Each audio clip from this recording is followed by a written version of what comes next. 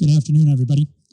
My name is Ron Godlewski. I am the Chief Technology Officer for Leonardo Electronics US. Leonardo is one of the major defense contractors, international in scope. We are actually headquartered out of Italy, but we do have an office here in the several offices here in the US that we operate out of. Being Chief Technology Officer, I get to play mad scientist. I used to be business development, so at 2 o'clock in the morning when I would wake up, I would be worried about numbers. Nowadays, all I need to do is think about new technologies and so on, and I can get to go back to sleep. This is the result of about 4 years of work that we've been doing. It is operational in some respects. I've given this presentation a number of times, and if you're have wanting to geek out a little bit or nerd out a little bit, I've got some of that for you. And if you're just thinking about different ways to do technology, I've also got that for you. I'd like to thank you for all being here, including my wife, who gets to see what I've been doing over the last 4 years, and also why she texts me in the middle of the day to ask me what time I'm coming home at night, even though I'm upstairs in the home office, and I might not be coming down till after 7 o'clock or so. So there was, about 4 years ago, we were discussing about how to apply machine learning into the defense area that we were working. And all defense companies work on a dual use activity. So we're trying to do both defense applications as well as commercial applications. There were 5 tenets that we started with. And the reason why we did these was because they seemed fairly generic in a number of different operations. And I'll give you an example. That first one up there, systems must be programmed before flight. So whether you're thinking about an aircraft coming off of the deck of a carrier, or you're thinking of an aircraft that got you here, passenger airline, there is a whole slew of activities that have to occur beforehand. Ticketing, security, billing, contracts for the airport, all of those things have got to be worked on. And then after someone has done all of that, there is a event that occurs sometime where you go to the airport and they don't have your reservation, or you go to the hotel and they don't have your reservation. You come up as an unknown. You weren't in the database before, and now you're an unknown. How do we deal with that unknown? There's also activities that occur not only before a flight, but also after a flight, but also during operations of that flight. And there's a lot of things that have to happen, and those generally deal with the pilots and the airline attendants and so on. You've got the same kind of thing in the military. There's new technologies that are coming out. 5G is stretching the amount of frequencies that are out there. Just like you have Wi-Fi and Bluetooth and a number of different technologies in your phone, 5G is going to make that much more difficult. And in the military, on the defense side, identifying those signals becomes more and more of a challenge. And the last item is the cybersecurity threats. The best example I can give you there is when you have friends and relatives come to visit during the holidays and you give them your Wi-Fi password at home, you've given them access to your Wi-Fi router. There's no, except for the encryption that occurs to and from the Wi-Fi and that individual, now that device is available to log on anytime. So when they come back for a birthday or a holiday or whatever, if you haven't changed the password, they're able to log on. That all requires giving certain access to signals that are based on transmitters. And every one of our phones here has a transmitter in it, Wi-Fi devices, Bluetooth devices, everything has these different transmitters. And there's some unique things associated with those transmitters. They all have these characteristics, and here's where you start to get to nerd and geek out a little bit. They all have frequency, phase, polarization, amplitude, all things that describe what's going on in that signal. And normally, we're looking at what's to that right, where it says settling time, where it's flatlined, where the transmitter is turned on, and we're just looking at the steady state where you're transmitting some data.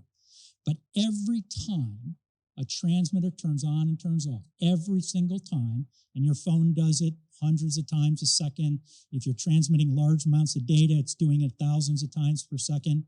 Every time it turns on, it goes through those machinations that are up there for doing peaks and valleys, amplitudes, how fast it's rising, and all of that. And generally, before machine learning, there would be humans in the loop that would take and look at those signals and try and analyze them. And being able to do that took a lot of effort and took a lot of time. And so we tried to look at a number of different things, and we started to do what an analyst does for looking at those signals and start to peel them apart. And so that I was able to do this presentation here in this forum. That's actually weather data up there from up in Toronto, I think, or Montreal. If that was signals that were being transmitted, an analyst would simply take and expand those signals and look closer and closer until they got those little amplitudes every time it transmitted and so on. What we did was fairly straightforward to see if it was going to be possible for machine learning and code that up. So exactly what an analyst would do looking at signals, whether that's an electrical engineer designing a Wi-Fi system or whatever, we just coded that up. And when we did that, we were able to replicate what an analyst did at a fairly good percentage.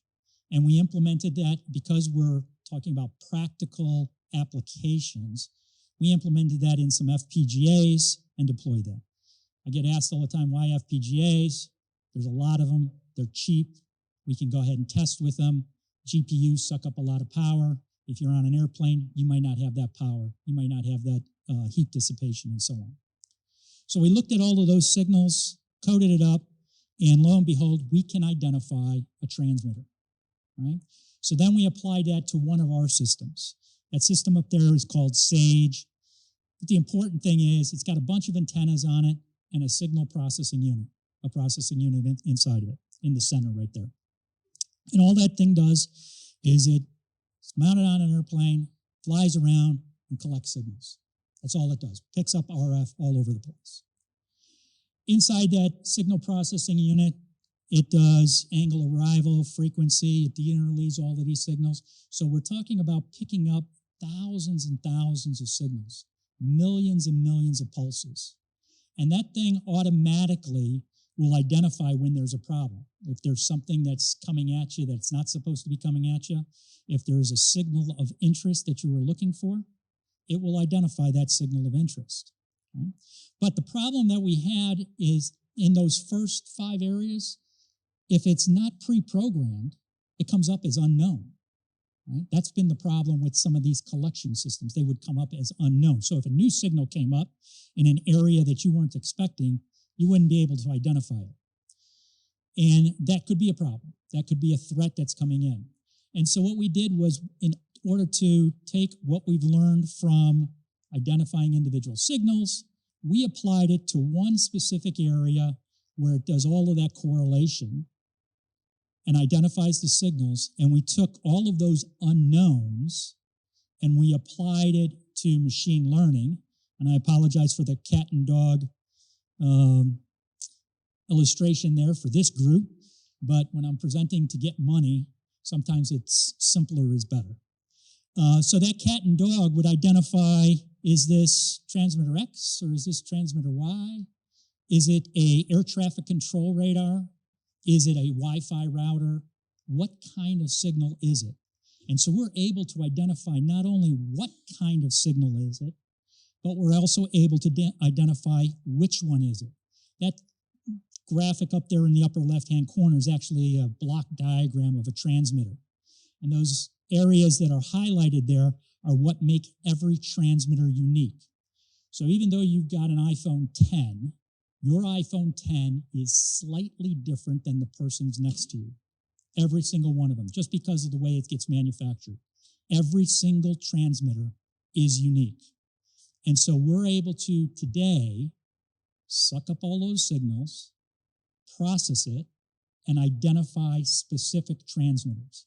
We can do that on a large scale where you're flying above, looking at ships on the ocean, or whether you're looking at airplanes flying, or whether you're looking at cell phones at the Super Bowl or whatever. Which means that we now have the ability to eliminate the database, all of that work that had to be done prior to a mission before somebody would fly and look for signals and identify every one of those radars that was going to be there. You don't need that list anymore. Now all you have to do is fly around for a couple of hours, and it will automatically tell you this is an air traffic control radar, this is a Wi-Fi system, this is one of the 5G elements, and so on. And it is good enough today that it not only tells you what it is, what kind of RF transmitter it is, but it tells you which one it is. Why is that important? So if I was looking at a Wi-Fi transmitter or a transmitter out in some area and I picked it up today and I was not expecting it to see it tomorrow, but I did see it tomorrow, is it the same transmitter or is it somebody different with the same type of thing? Is it the same iPhone 10 that was there yesterday, or is it somebody new with a different iPhone 10? And so we're able to tell what it is and which one it is.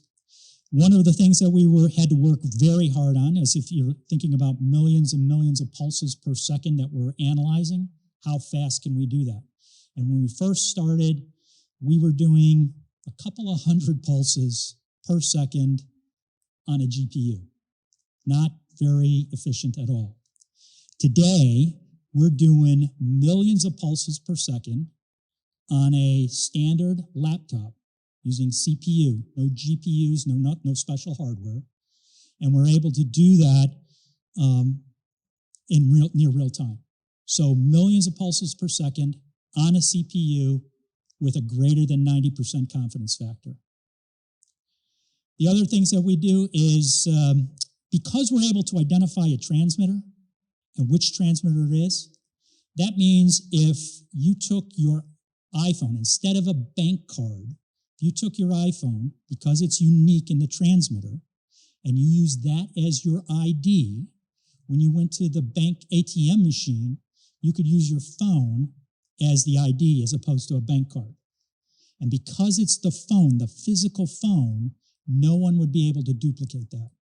Right? We could take and do the same thing with, if someone tried to clone your phone with the SIM card. Pull the SIM card out, put another one in, right? They're trying to clone your phone. If I know the transmitter and I can identify the phone itself, it doesn't matter what the SIM card says. I know that it's that transmitter itself. Now you think about all the different types of transmitters that are out there. We can train on a set of those transmitters and be looking for an individual transmitter in a space that it shouldn't be. Which means that if you were looking for, earlier today, the government session that was before the lunch break, there was some discussion about finding the bad person, the bad guy at the Super Bowl and being able to track that individual. If that individual had a cell phone that was that person's cell phone and they've been swapping out SIM cards to avoid or evade any of the authorities, that physical cell phone could be tracked or identified. Right? And just as as that group had astutely pointed out, I have a hammer. I made a hammer. It could be used for good or bad. I'd rather give it to Jimmy Carter for Habitat for Humanity than John Gates, right, and doing something else.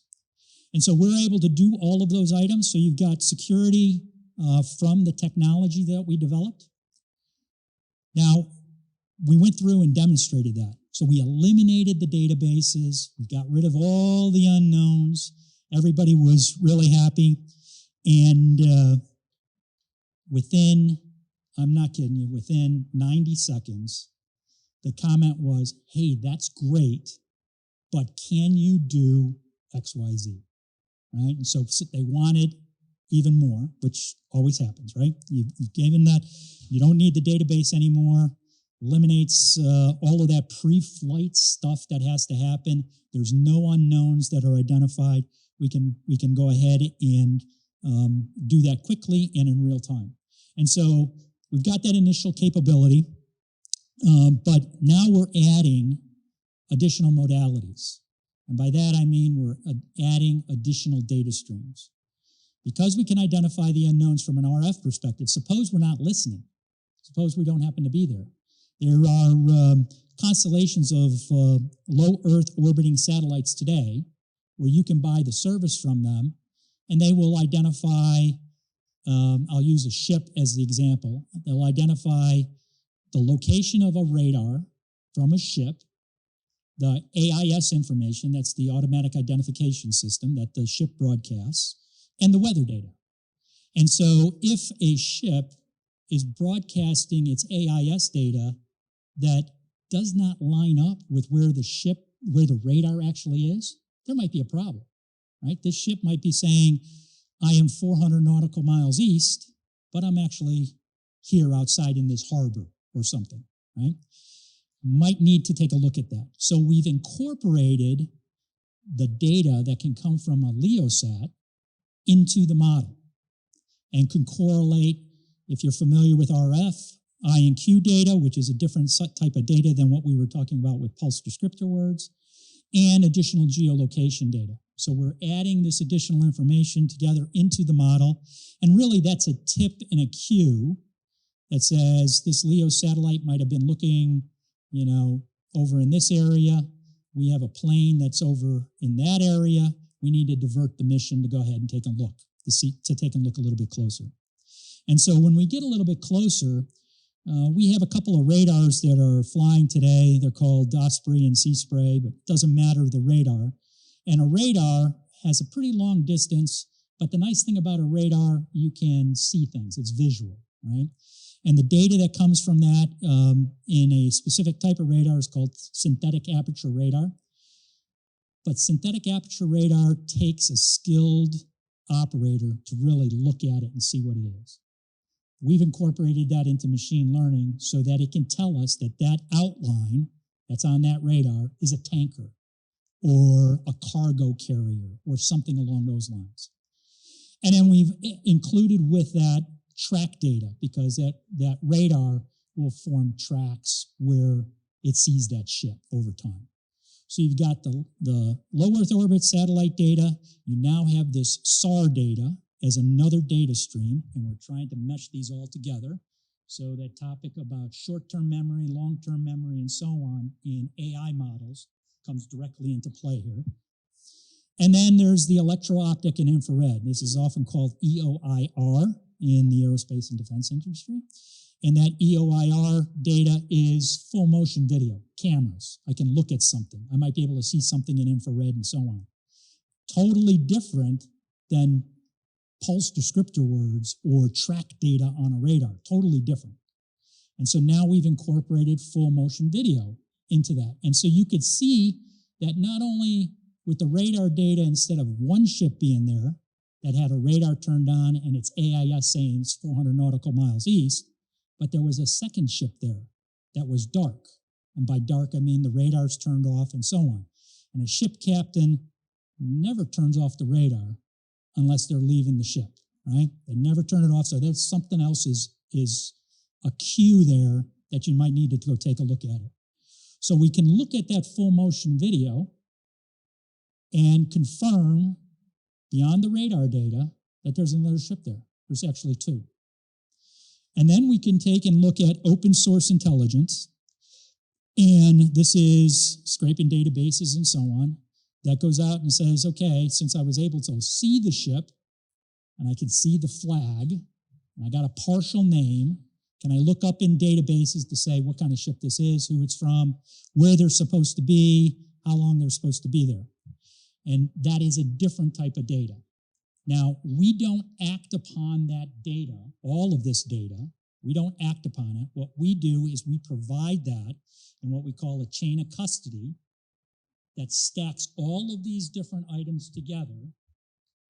And it says to an analyst, an operator, a commander in the field, a detective, or whoever it happens to be, that there's a problem. something is going on that is out of the norm, and somebody should take a look at it. And because you have all of this data, because this is the questions that a commander or somebody's going to ask. Well, have you laid eyes on it? How do you know that the signal is there or that ship is there or whatever? We put all that information together to identify it.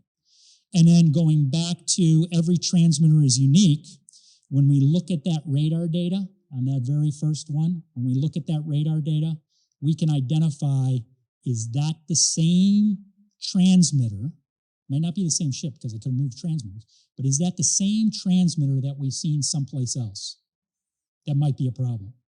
So I can correlate all of that data, have confidence that I've got the right individual, the right organization, the right ship, and whenever I do anything to it, if I'm going to send somebody to it, visit it, ask questions, whatever, I know that I've got the right entity and I'm doing the right thing. So that is, we have this flying today. And it's operational today in that there's a variety of other features and functions. Won't get into those here, but this effort here took about 4 years to do, but it combines a variety of data sources where the machine learning is acting upon all of these different elements at the same time. Questions?